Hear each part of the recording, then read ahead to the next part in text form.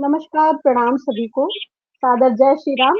आज के प्रथम सत्र में आप सभी का अभिवादन है। श्री राम आस्था, भक्ति और संघर्ष की विजय गाथा पुस्तिका पर समीक्षा और सादर चर्चा और साथ ही साथ साक्षात्कार, जो इसमें सभी रचनाकारों का योगदान है, उन सभी रचनाकारों का आज हम लोगों को साक्षात करने का अवसर मिला है।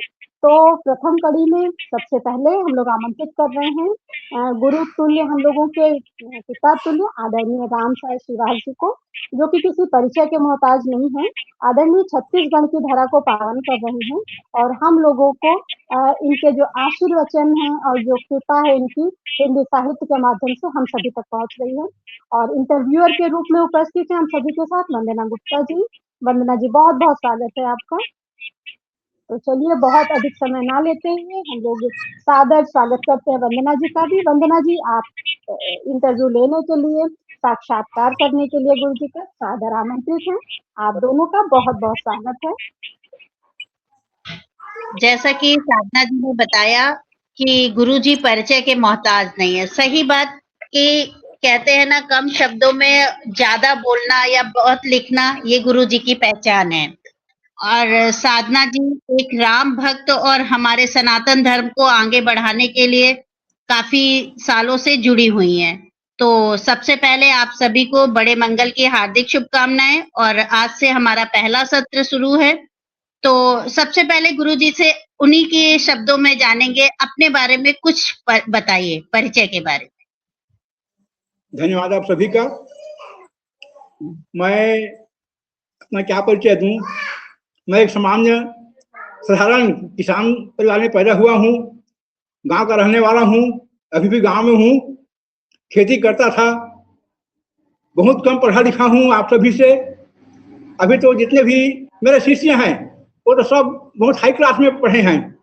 मैं उनको जब बताता हूँ ना तो वो बोलते हैं गुरु जी ऐसा आप मत बोलिए, आप कम पढ़े लिखे की बात ही मत कीजिए, ऐसे बोलते हैं मुझे।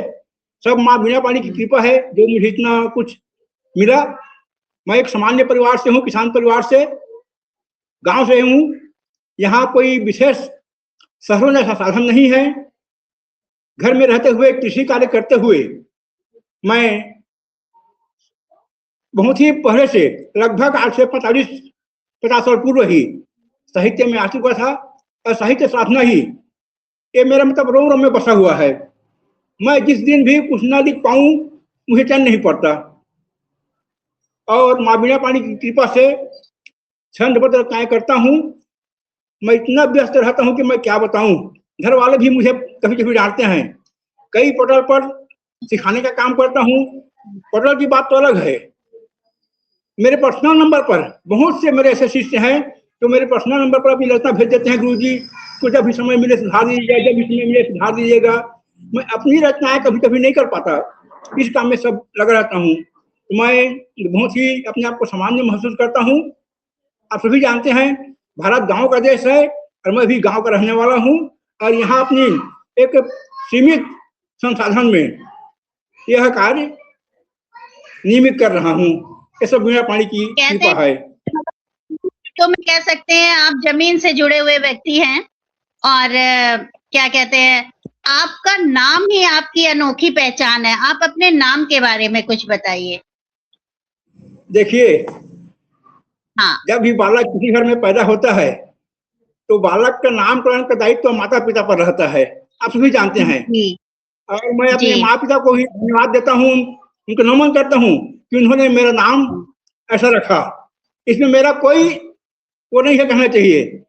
जो मुझे नाम मिला माता पिता के द्वारा, वो नाम आज भी जारी है और मेरे जीते ही नहीं, मेरे मरने के बाद भी रहेगा वो। तो इसमें मेरा कोई हाथ नहीं है, कोई दायित्व नहीं है।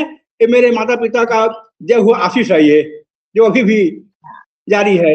और साहित्य में मेरा नाम इसी नाम से, राम साय श्रीवास और राम, मैंने अपना उपनाम राम रखा है। मेरी हर रचना में लगभग राम शब्द होता है। यही मेरी एक पहचान बन गई है। कहते हैं राम से बड़ा राम का नाम। तो आपका नाम और आपकी साहित्य का रचनाएं ही आपके बारे में आपका परिचय बताती हैं। और अच्छा ये बताइए गुरुजी कि आपके घर में कितने लोग थे? मेरे घर में मेरे माता पिता, मेरे और 4 बहन में मैं अकेला भाई हूँ। और अच्छा। मेरे बड़े पिता, बड़े माता भी थे, उनका कोई संतान नहीं थी। तो मतलब जी, मेरे जी। बड़े पिता, बड़े माता, उनका भी मतलब मैं ही इकलौता हूँ। जी, जी। और वो लोग तो स्वर्गवासी हो चुके हैं। मैं जी। हूँ, अब मेरा 2 बेटा है और 3 बेटियां, पत्नी है, एक बहन है चलिए। घर में। इतना मेरा जी, जी। परिवार है। अच्छी बात है। आप गुरुजी ये बताइए कि आपको साहित्य की तरफ से कैसे रुझान हुआ? आप तो खेती करते थे, मतलब आप कह रहे थे कि आपका पढ़ाई में या साहित्य से या हिंदी से कुछ ऐसा जुड़ाव होता है, किसी का लगाव होता है, तो मुझे लगता है आपने वहीं से हिंदी और साहित्य के प्रति जागरूक हुए आप। देखिए, मैं हाँ। रहने को किसान हूँ, लेकिन मैं हुँ। बचपन से ही धार्मिकता के ऊपर मेरी बहुत रुझान थी। मैं सिलाई काम करता हूँ, अभी लगभग बंद कर दिया जी। हूँ टेलरिंग काम। तो मैं कृषि से जब भी मुझे समय मिलता, मैं सिलाई काम करता था और सिलाई काम करते-करते मैं गाना गाता था। मुझे धार्मिक गाना, चाहे वो फ़िल्मी हो लेकिन धार्मिक हो, बहुत ही पसंद थी। स्वयं गाना गाता था और अपने जो मशीन का वो होता है ना टेबल, जी। बजाता रहता था जी। हाथ से लय के साथ में। तो ऐसे ही गाते-गाते मुझे कुछ लिखने की एक भनक हो गई मेरे दिमाग में और मैंने सन 80 से लिखना शुरू किया हूँ। 79-80 से मेरी लेखनी प्रारंभ हो चुकी है। जैसे-जैसे समय बढ़ता गया, उसमें और थोड़ा निखार आता गया और इस समय ऐसा हालत है, मैं अभी बताया ना कि मैं जिस दिन भी कुछ ना लिखूँ, मुझे बिल्कुल ऐसा लगता है जैसे मतलब कुछ हो रहा है। इतना मतलब मेरी रुझान साहित्य में बढ़ चुकी है। तो अभी तक आपने कितनी रचनाएँ लिखी हैं गुरुजी? मैं अभी तक गिनती नहीं लगाया हूँ, कितनी रचनाएँ मेरी हो गई होंगी। अभी तक एक बात हाँ, यहाँ पर स्पष्ट करना चाहता हूँ, मैं किसान परिवार से हूँ। अगर मेरी बुक छपी हुई होती, अभी कम से कम 25-30 सामान्य रूप से कम 30 बुक मेरी निकल चुकी होती। लेकिन आर्थिक अभाव के कारण मैंने पुस्तक छपवाना ही, मेरी 3 पुस्तकें छपी है अभी तक। क्योंकि पुस्तक छपाते हैं अपने खर्चे से और बाँट देते हैं, बाँटना पड़ता है अपने रिश्तेदारों को, अपने जानने वालों को, साहित्यकारों को, अपनी जो मूल जी, लागत जी। वो नहीं निकलती। इसलिए मैंने छपाना बंद कर दिया। मैंने पहले एक बुक छपाया था राम भजन माला के नाम से, बहुत ही लोकप्रिय जी, हुई वो। जी। उसके बाद में अभी 2 साल पहले 1111 दोहे का एक दोहा संकलन निकाला है। वो मेरी दोहा रचनाएँ बहुत ही ज़्यादा लोकप्रिय हुई और अभी वर्तमान में प्रेस में है मेरी एक रचना मत गैन सवैया के नाम से। मुझे मत गैन सवैया बहुत ही प्रिय है। गोस्वामी जी किसके ने नाम लिखा से? है। जी, तो उसी को किस नाम से? मैं पढ़ूँ। क्या आवाज़ नहीं आ रही है ठीक से? हम कह रहे हैं किसके नाम से आपकी नई रचना? जो मेरी तीसरी बुक निकल रही है वो मत गैन सवैया है। इस मत गैन सवैया में 303 छंद हैं और जो एकदम लगभग काम पूरा हो चुका है उसका। पापा का फ़ोन आ रहा है, उसमें से उठा लो। अच्छा गुरुजी ये बताइए कि आज हम लोग आप जैसा कि सबको पता है, आपको भी पता है कि हम लोग यहाँ आपके साहित्य के प्रति रुचि और आपकी जो मेन है श्री राम धर्म आस्था संघर्ष की विजय गाथा। तो जी, इसके बारे में आप क्या कहेंगे? ज़रूर कहूँगा। इसीलिए तो आज बैठे हैं। हुँ। श्री राम जन्मभूमि जी। विजय गाथा। यह मूल रूप से हमारे पटल की प्रेरणा स्रोत तो साधना जी की एक उद्गार है उनके मन की, उन्हीं के ही द्वारा, उन्हीं के मन से उपजे हुए भाव हैं, तो उन्होंने सोचा कि हम एक राम जी पर कुछ पुस्तक लिखनी है। तो मुझे उन्होंने सलाह लिया तो बंगो तो आज आप साधना जी ने मुझे चर्चा किया इस बुक के बारे में। मैं तुरंत हामी भर दिया, बहुत ही उत्तम काम है ये। उन्होंने कहा कि हमें राम जन्मभूमि और उसके जो विजय गाथा जो घटनाएं हुई हैं उनके ऊपर गुरुजी एक साझा संकलन निकालना है। मैंने कहा बिल्कुल ये तो बहुत अच्छी बात है, ये निकाला जाए। और इस पुस्तक में लगभग 38-40 जो हमारे साहित्यकार हैं रचनाकार बंधु हैं, बहनें हैं, उन्होंने इसमें भाग लिया है। सभी ने अपनी अपनी रचनाएं इसमें दी है।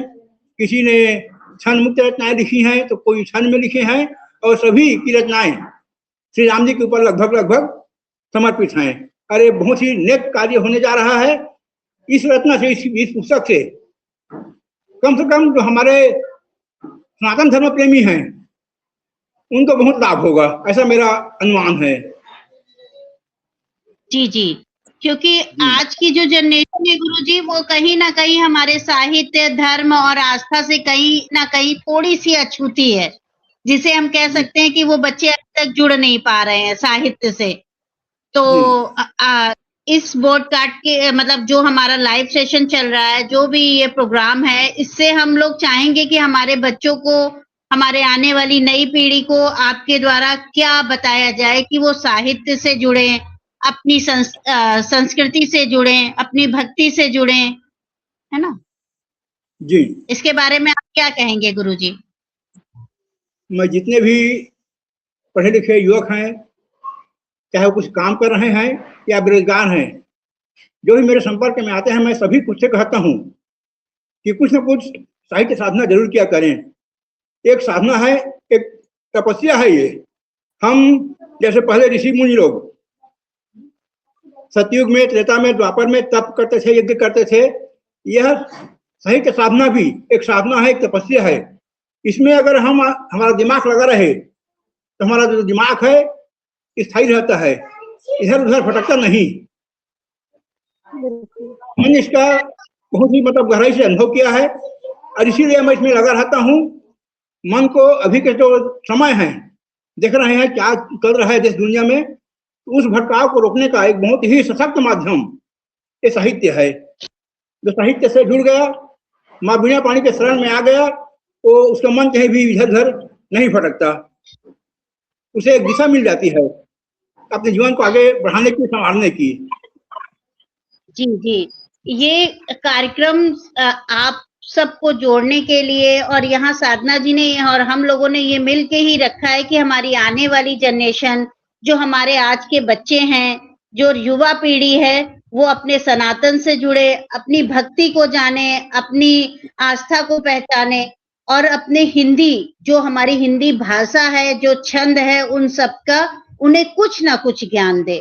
जैसे कि आपके पास बहुत सारा ज्ञान है और एक सागर के समान है, उन सभी सागर से कुछ मोतियां, कुछ बूंदे इन बच्चों को भी मिले, वो ज्यादा अच्छा लगेगा। तो आप बताइए, आप बताइए जनरेशन इस छंद तक और ये हिंदी की तरफ कैसे बढ़ेगी? क्योंकि आजकल कॉन्वेंट शिक्षा हो गई है, और बच्चा, हम लोग चाहे हिंदी मीडियम में पढ़े हों, लेकिन हमें अपने बच्चों को कॉन्वेंट में ही पढ़ाना है। तो छंद के प्रति कैसे हम लोग अपने बच्चों को, अपनी नई पीढ़ी को, युवा पीढ़ियों को कैसे जागृत करेंगे? सामान्य बात है ये, हर अभिभावक अपने बच्चों को घर में प्रेरित करे। यही तो हमारी विडंबना है कि हम अपने आप को हिंदू कहते हैं, सनातनी कहते हैं, लेकिन अपने बच्चों को हम घर में कभी भी रामायण पाठ करने को, सुंदरकांड पढ़ने को या गीता पढ़ने को नहीं कह सकते। हम तो अपने आप को गर्व महसूस करते हैं कि हमारा लड़का कॉन्वेंट स्कूल में पढ़ रहा है, कोई प्राइवेट स्कूल में पढ़ रहा है, तो हमें गर्व महसूस होती है। लेकिन हम अपनी मूल भावना को भूल गए हैं। हम किसी भी तरह से उनको घर में अपना संस्कार नहीं दे पा रहे हैं। इसीलिए आज बच्चे अपने मन से शिक्षा से, या कहना चाहिए कि शिक्षाचारी हो गए हैं। रामचरितमानस अगर पढ़ें, उसमें हर समस्या का समाधान है। लेकिन आज हमारी एक कमजोरी है, कहना चाहिए कि हम अपने बच्चों को वो शिक्षा नहीं दे पा रहे हैं। हमारे जो विधर्मी हैं, आप सभी जानते हैं, उनके छोटे छोटे बच्चे अपने जो उनका जो मूल है धर्म उनसे जुड़े हुए हैं। लेकिन हमारे जो हिंदू संस्कृति वाले, जो मानने वाले हैं, संस्कार मानने वाले हैं, वो इनसे दूर होते जा रहे हैं। इसीलिए आज समाज में बिखराव हो रहा है, विघटन हो रहा है। बिल्कुल। हम मतलब आप कहना चाह रहे हैं कि हम, आप क्या मतलब आपके शब्दों में हम लोगों से इतना अपील करेंगे, नहीं ज्यादा कुछ, तो सुबह अपने बच्चों को पूजा पाठ कर ना करा सके तो कुछ मंत्र, हनुमान चालीसा या आयते या दोहे, ये तो पढ़वाने चाहिए। और कुछ टाइम निकाल कर अपने बच्चों को हिंदी साहित्य से जोड़ना चाहिए। जी। जब बच्चे जुड़ेंगे तो उन्हें उनके प्रति लगाव और जागरूकता पैदा होगी उनमें, और जी हाँ। एक नई राह मिलेगी उन बच्चों को। जैसे इंग्लिश में तो वो बहुत अच्छे होते हैं, हिंदी की तरफ उन्हें थोड़ा-सा कम रुझान होता है, वो कहते हैं बस हमने पढ़ लिया और एग्ज़ाम दे आए। तो ये नहीं कहना है, जैसे ही हमारे कुछ भी पूजा पाठ में हो तो वो बच्चे आगे बढ़ के कहें, नहीं मुझे भी रामायण पढ़नी है, मुझे भी गीता पढ़ना है ना? तो अच्छा गुरुजी, एक और पर्सनल क्वेश्चन कि आज के पहनावे में और आपके समय के पहनावे में बचपन में क्या अंतर है, और आप क्या चाहेंगे कि क्या सुधार किया जा सके? मेरे बचपन के पहनावे में अभी के पहनावे में बहुत ज्यादा अंतर हो चुका है, क्योंकि कम से कम ये 6 दशक का अंतर है, और इस 6 दशक में परिवर्तन होना स्वाभाविक बात है। परिवर्तन ही प्रकृति का एक नियम है। उसे प्रतिदिन कुछ बदलाव होते रहते हैं, बदलाव हो रहे हैं और आगे होंगे भी, तो उसमें बदलाव आना तो स्वाभाविक बात है। हर चीज में बदलाव आया है, पहनने में, खाने में, हर शौक में बदलाव आया है। हमारे जमाने में जब हम छोटे थे तो अगर 10 रुपया मिल गया उसमें के बच्चों को तो बहुत बड़ी बात थी। और आज देख रहे हैं एक छोटा बच्चा है, नन्हा शिशु, वो 10,000 का मोबाइल घर पे घूम रहा है, 10,000 के मोबाइल में कितना बिता रहा है। और हमारे जमाने में 10 रुपया बहुत बड़ी बात थी। तो कितना अंतर हो गया, ये तो परिवर्तन है। तब गुरुजी असल में सब लोग जो थे मोटा पहनते थे, मोटा खाते थे और बहुत ही शांत जीवन व्यतीत करते थे अपना। हम तो ये मान के चलते हैं, तब इतना हम लोगों का ये नहीं था कि पिक्चर है या कुछ है, बस घर ही में जितना हम लोग मनोरंजन कर लेते थे। अब आजकल बच्चे लैपटॉप छोड़ के बाहर नहीं निकलते हैं। हम लोगों के जमाने में कितने खेल होते थे, है ना, बाहर का रस्सी कूदना, गुट्टे खेलना, सपोलिया खेलना, लड़के पतंग उड़ाते थे। लेकिन अब इतना ये बच्चों में ये सब लुप्त होता जा रहा है, गेम्स वगैरह का। सब घर के अंदर ही बैठे रहते हैं।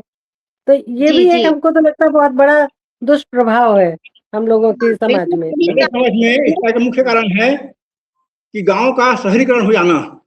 आज देखते हैं गांव वीरान हो जा रहे हैं, गांव के गांव वीरान हो रहे हैं और शहर बढ़ रहे हैं। शहर में उतनी खाली कोई नहीं रहता, ना कोई जमीन खाली है ज्यादा खेलने कूदने के लिए, और वहां एक दूसरे से उतना संपर्क नहीं रहता शहरों में। आज गांव का जो भी बच्चा कुछ भी पढ़ जाता है वो गांव में नहीं रहना चाहता, शहर में ही रहना चाहता है। तो अपनी जो मूल है गांव के जमीन से, उसका जुड़ाव कम हो जाता है। इसी कारण है, और भी अनेक कारण हो सकते हैं, क्योंकि भाई परिवर्तन तो होना ही होना है। अभी विज्ञान का युग आ गया, उस समय विज्ञान का युग नहीं था, तो उसमें भी परिवर्तन हुआ है। ये परिवर्तन हमेशा होता ही रहेगा। परिवर्तन तो परिवर्तन ही जीवन है। हम ये कह सकते हैं कि जो हम लोगों के यहाँ भी कुछ लोग गांव से शहर की ओर आए हैं, आज उन्हीं के शब्द रहते हैं, इससे अच्छा तो हमारा गांव था।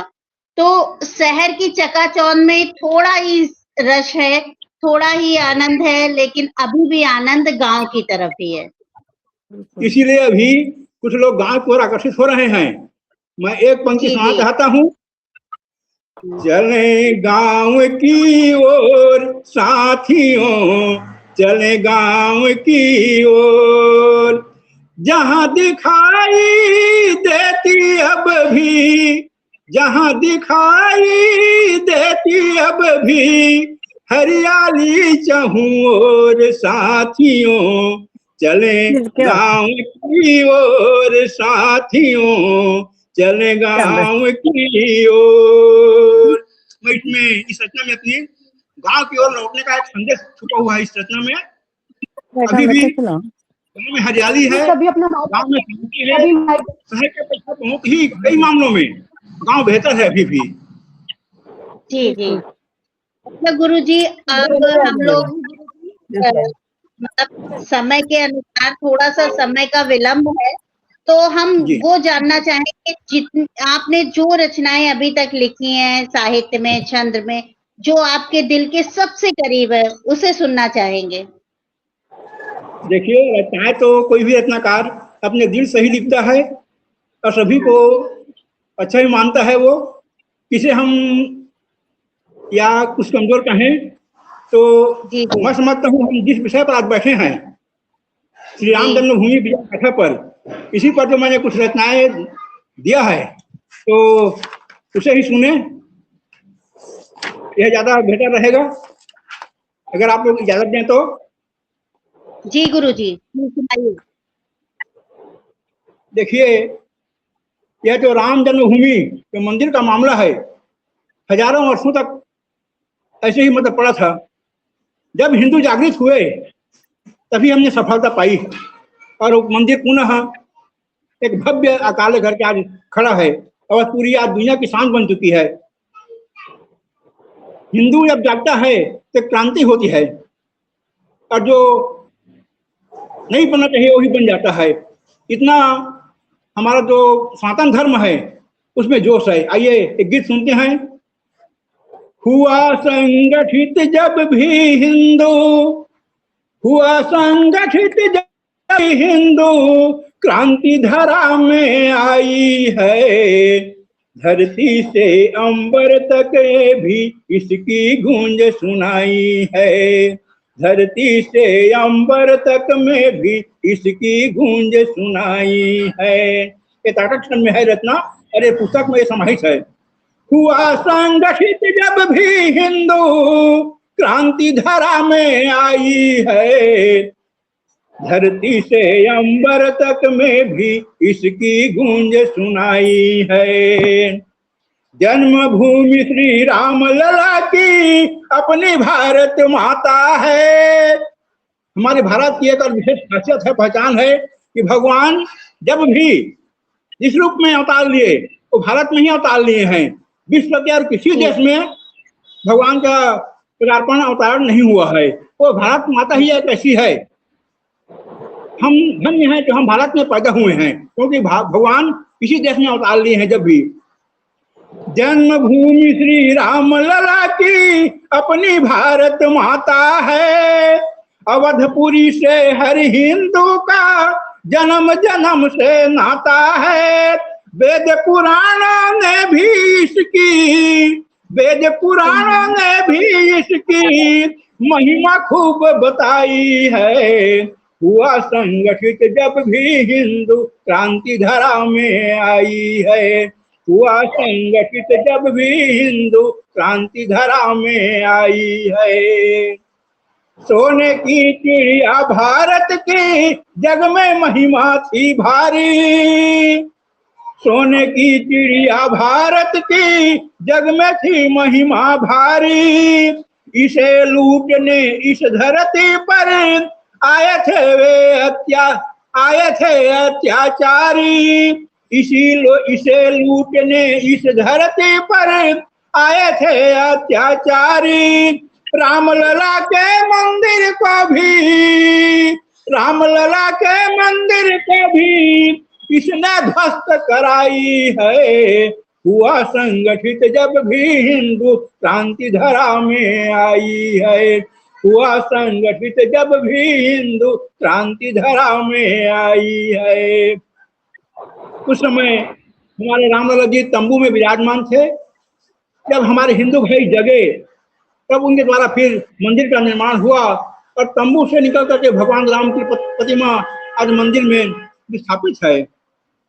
तंबू में श्री राम लला जी बरसों से रहते आए, तंबू में श्री राम लला जी वर्षों से रहते आए।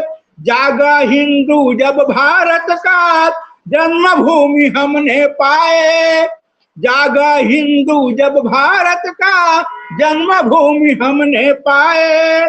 न्यायालय में बरसों लड़ते, न्यायालय में बरसों लड़ते विजय हमी ने पाई है। हुआ संगठित जब भी हिंदू, क्रांति धरा में आई है, हुआ संगठित जब भी हिंदू क्रांति धरा में आई है। और अंतिम बंद है इस गीत का, बना अवध में राम लला का अब तो मंदिर है प्यारा, बना अवध में राम लला का अब तो मंदिर है प्यारा, बजा सनातन का डंका है जो लगता सबसे न्यारा, बजा सनातन का डंका है जो लगता सबसे न्यारा, राम करे अब दर्शन सारे, राम करे अब दर्शन सारे, मन में खुशी समाई है। हुआ संगठित जब भी हिंदू क्रांति धरा में आई है। धरती से अंबर तक में भी इसकी गूंज सुनाई है। हुआ संगठित जब भी हिंदू क्रांति धरा में आई। बहुत बहुत धन्यवाद गुरु जी, बहुत ही अच्छा। हुआ संगठित जब भी हिंदू क्रांति, हाँ, क्रांति धरा में पाई है। ये सही बात है, जब हिंदू एक हुआ है काफी तो एक संगठन जरूर बना है। हमारे रामलला बहुत सालों तक तंबू में बैठे रहे, जब हिंदू एक हुआ तो हमारा इतना भव्य मंदिर बन गया। और अब हम लोग की तरफ चलते हैं। पुस्तक छप रहा है कि राम जन्मभूमि विजय गाथा जी। तो अब हम लोग साधना जी की तरफ चलते हैं। साधना जी, आपका स्वागत है आपके ही पटल पे। और अब आप बताइए गुरु जी से आप क्या कहना चाहती हैं, क्या पूछना चाहती हैं? गुरु जी की प्रशंसा में अगर कुछ कहा जाए तो मुझे ऐसा लगता है कि सूर्य को दीपक दिखाने के बराबर होगा। लेकिन क्योंकि कार्यक्रम की मर्यादा है, जैसा उसका उद्देश्य रखा गया है, तो जैसा गुरु जी ने अपनी रचना में जो प्रस्तुत करने का प्रयास किया है, तो उन्होंने अवतारवाद जो है रामचंद्र जी का, उसको मूल बनाया है। सभी से रिक्वेस्ट है प्लीज अपना माइक बंद कर लें, उषा जी, मंजू जी, तो आवाज क्लियर आएगी। तो अवतारवाद जो है, रामचंद्र जी का अवतार क्यों हुआ, उद्देश्य क्या थे, और जो भी रामचंद्र जी के जीवन की एक पूरी परिकल्पना है, उनके संघर्ष, उनकी आस्था, उनका न्याय, सबको समाहित करने का बहुत सुंदर प्रयास किया है। और सबसे बड़ी चीज जो है लेखन की गुरु जी से, वो ये है कि लोक धुन को लेते हुए है कि उसका अगर कोई कभी भी मंचन करना चाहे, सुनाना चाहे, पढ़ना चाहे, तो बहुत सरल भाषा में पढ़ सकता है। और जैसा गुरु जी ने अपने परिवेश की बात की है, तो वो खूब पानी गिर रहा है अभी, बात सुनिए दे ठीक से। वो पानी गिर रहा है बहुत मेरे यहाँ। जी, अच्छा, हाँ, तो बस 2 शब्दों में खत्म करती हूँ कि जो एक गांव के ठेठ शब्द कहे जाने चाहिए, जैसे गुहार हो गया, पसारा, पाव, तो इस तरह के शब्दों को समाहित करके बहुत सुंदर बंद तैयार किए हैं पूरी सभी रचनाओं में। तो बहुत अच्छा है कि धरती की पुकार और ईश्वर का आश्वासन दोनों को समाहित करते हुए सुंदर संदेशपूर्ण रचनाएं हैं सभी। तो बहुत बहुत शुभकामनाएं आदरणीय आपको, बहुत बहुत आभार कार्यक्रम में जुड़ने के लिए। सभी का बहुत बहुत धन्यवाद। वंदना जी, डॉक्टर उषा पांडे जी, मंजू जी, दीपा जी, सभी का बहुत बहुत धन्यवाद। और आज के कार्यक्रम की श्रृंखला यही हम लोग समाप्त करते हैं। यह एक अद्भुत पुस्तक है क्योंकि इसमें हम सबों के भाव हैं, आस्था है, संघर्ष है और न्याय की एक असीमित विजय गाथा है, प्रेम की गाथा है। तो सभी इसे अपना आशीर्वाद प्रदान करेंगे, ऐसे हम लोगों की कामना है। जल्द ही पुस्तक आप सभी को प्राप्त हो जाएगी। बहुत बहुत धन्यवाद गुरु जी। और यह प्रथम सत्र जहाँ समाप्त होता है, सभी का बहुत बहुत धन्यवाद। जय श्री राम। जय श्री राम। जय श्री राम। जय श्री राम।